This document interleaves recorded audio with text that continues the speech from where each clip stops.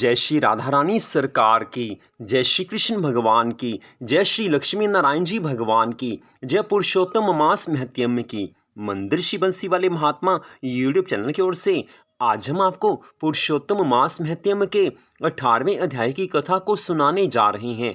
पिछले अध्याय की कथा में आपने सुना था कि सुदेव ब्राह्मण का पुत्र सरोवर के जल में डूबकर मृत्यु को प्राप्त हो गया था। अब उससे आगे की कथा देवऋषि नारद जी आज श्री नारायण भगवान जी से कहने लगे हैं कि हे प्रभु, राजा दृढ़धनवा को महर्षि वाल्मीकि जी ने इसके उपरांत क्या कथा सुनाई, कृपया उस कथा को सुनाने की कृपा कीजिए। श्री नारायण भगवान जी कहने लगे हैं कि दृढ़धनवा अपने पूर्व जन्म की ये कथा सुनकर आश्चर्यचकित रह गए। उन्होंने महर्षि वाल्मीकि जी से प्रार्थना की है कि हे मुनिवर, आपके वचन अमृत के समान मीठे हैं, जिनको सुनकर मन नहीं भरता। अब आगे की कथा भी सुनाने की कृपा कीजिए। महर्षि वाल्मीकि जी कहने लगे हैं कि हे राजन, वह ब्राह्मण जिस समय पुत्र शोक में विलाप कर रहा था, उस समय दशों दिशाओं में भीषण गर्जन करते हुए घने बादल छा गए और पर्वतों को कंपाती हुई भयानक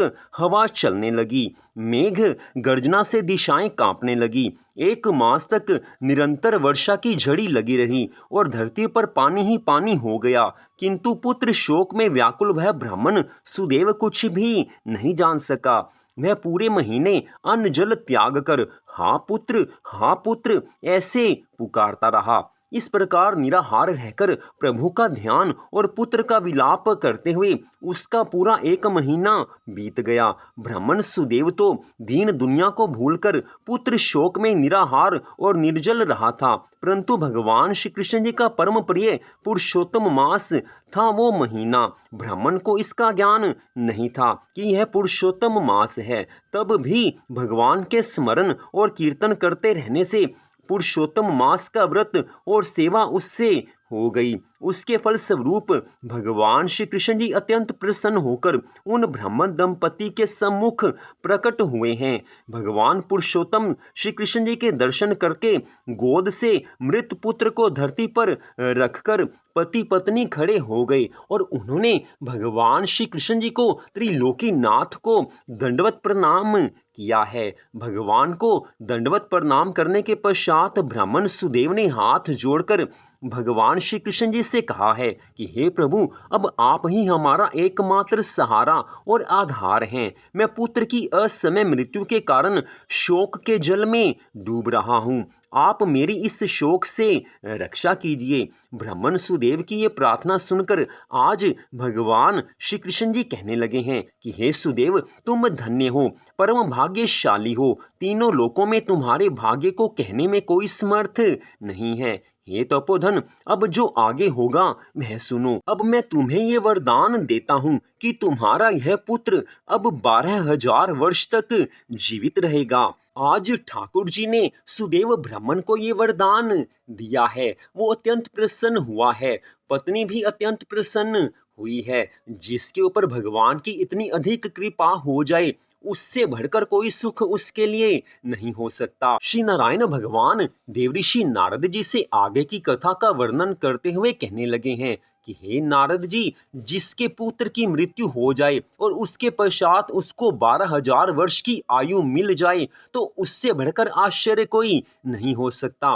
प्रभु अपने भक्तों पर सदैव कृपा करते हैं।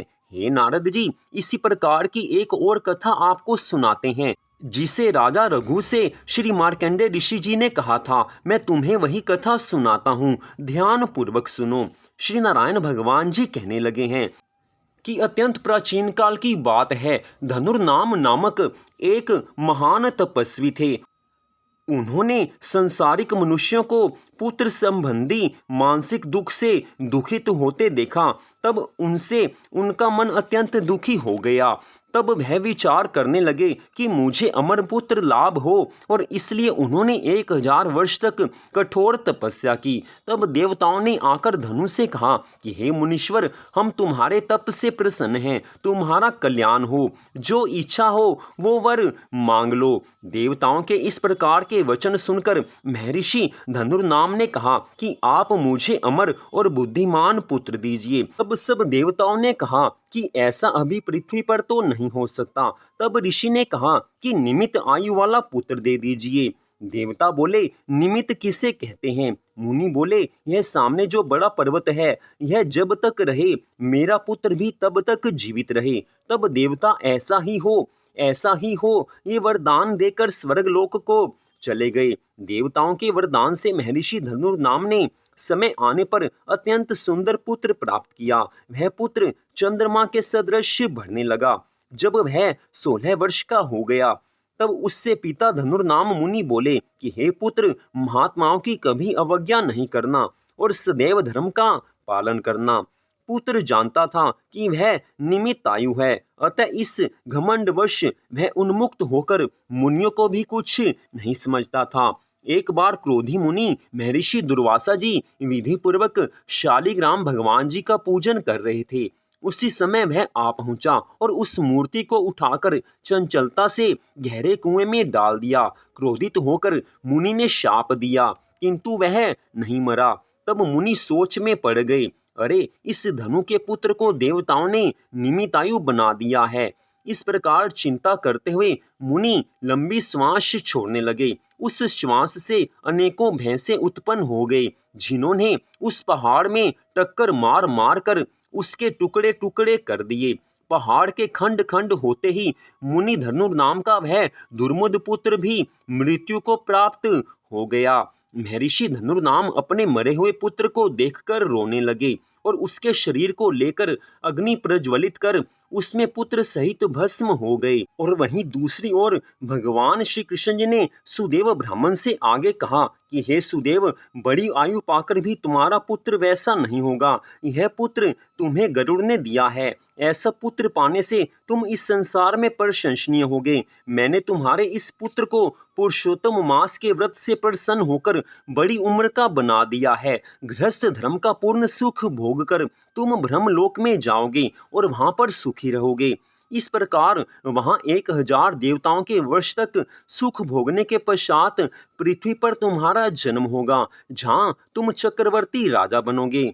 दृढ़धनवा नामक राजा बनकर तुम अनेकों सुख समृद्धि, सेना और निष्कंटक राज्य आदि का सुख 10,000 वर्ष तक पृथ्वी पर भोगोगे। तुम्हारे 4 श्रेष्ठ पुत्र होंगे और एक भाग्यशाली सुशीला और अत्यंत सुंदरी कन्या होगी।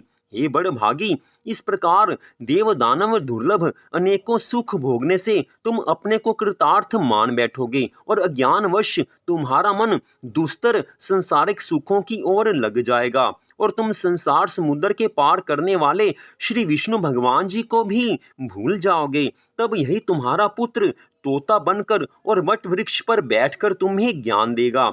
उस समय तुम तोते के श्लोकों का भाव न समझ पाने के कारण उदास होकर घर आकर चिंता के समुद्र में लीन हो जाओगे।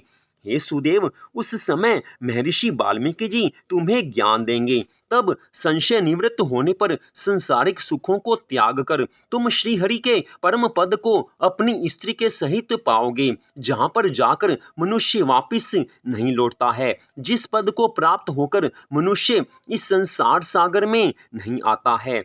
भगवान ने सुदेव को उसके आगामी जीवन की कथा सुनाने के बाद उसके पुत्र को जीवित कर दिया। पति पत्नी दोनों ही पुत्र को जीवित देखकर बड़े प्रसन्न हुए। देवता भी उनके ऊपर पुष्प वर्षा करने लगे। शुकदेव ने उठकर श्रीहरि और माता पिता के चरणों में प्रणाम किया। उस समय अपने अंश से उत्पन्न पुत्र शुकदेव को देखकर गरुड़ जी बड़े प्रसन्न हुए हैं। ब्राह्मण सुदेव ने हाथ जोड़कर भगवान से कहा है कि हे प्रभु, मैं 4000 वर्ष तक कठोर तपस्या करता रहा। तब आपने प्रकट होकर कहा था कि हे पुत्र, तुम्हारे भाग्य में पुत्र नहीं है। अब उसके विपरीत स्वयं आकर मेरे पुत्र को जीवित कर दिया। इसका क्या कारण है? कृपया मुझे बतलाकर मेरे संशय और भ्रम का निवारण करने की कृपा कीजिए। यहीं पर पुरुषोत्तम मास महत्म के 18वें अध्याय की कथा का विश्राम होता है। अगले भाग में आप इससे आगे की कथा को सुन पाएंगे। तो मंदिर श्री बंसी वाले महात्मा यूट्यूब चैनल की ओर से इस परम सुंदर कथा को सुनने के लिए आप सबका हार्दिक धन्यवाद। भगवान श्री राधा कृष्ण जी की, भगवान श्री लक्ष्मी नारायण जी की, देवऋषि नारद जी की, पुरुषोत्तम मास महत्यम की अनंत कृपा सदा आप सब पर, आपके परिवार पर बनी रहे। इसी मंगल कामना के साथ जय श्री राधा रानी सरकार की, जय श्री कृष्ण भगवान की, जय श्री लक्ष्मी नारायण जी भगवान की, जय पुरुषोत्तम मास महत्यम की। ओम नमो भगवते वासुदेवाय। ओम नमो भगवते वासुदेवाय। ओम नमो भगवते वासुदेवाय। जय जय श्री राधे, जय जय श्री राधे, जय जय श्री राधे श्याम।